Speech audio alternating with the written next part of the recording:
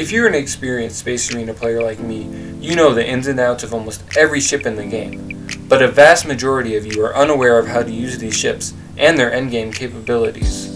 In this series, I will take a deep dive into every ship in the game and break down everything you should know about them.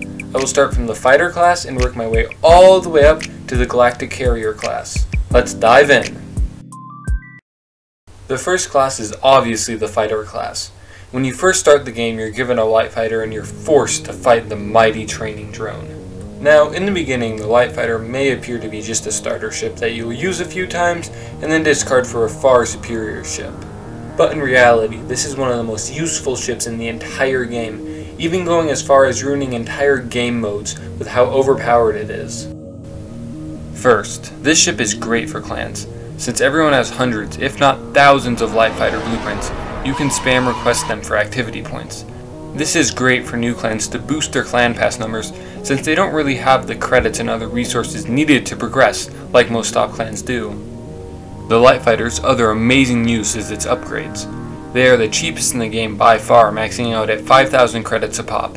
When you pair this with grind time or just completing daily missions, it adds up really fast. And finally, its final and most absurd use is in Fleet Arena. Each light fighter that you put into your in quotes fleet gives your flagship a 109% HP bonus and a 53% total damage bonus. If you stack these up, you can get a whopping 872 8% HP bonus and a 424% total damage bonus. This little ship has completely ruined Fleet Arena and has resulted in the only way to win being spamming unpowered light fighters. Yeah, that's not a good look for the devs. Before we move on to the next ship, what I want to do in this series is give a brief description of what types of builds you should run with these ships. Now, to spare my credits, I'm not going to buy every single one of these ships and show you like a picture of the build, but if you're super desperate, just for like an image of a build that you can copy, you can find countless great ones online.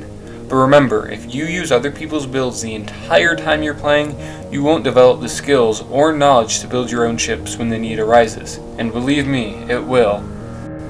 So, with that all being said, I would recommend running a few 1x1 chain guns on your light fighter, as it has a great ballistic damage bonus upgrade. I would not run the 2x1 Vulcan cannon, as its DPS is way lower per tile. Our next ship here is the heavy fighter. Now this thing is basically two light fighters welded together, and performs just about how you'd expect.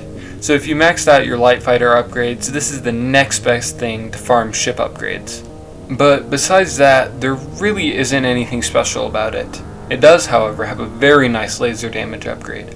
I would recommend using lasers on it, but considering you don't even unlock a laser until level 3, this ship won't see much use within your game. The final ship in the fighter class is the Lightning. Now don't worry about the special fighter ships like the Wing and the K4, special ships will get their own video. So, the Lightning is a bit more diverse than the other fighters in its class. The Lightning can equip a warp drive and several 1x2 weapons.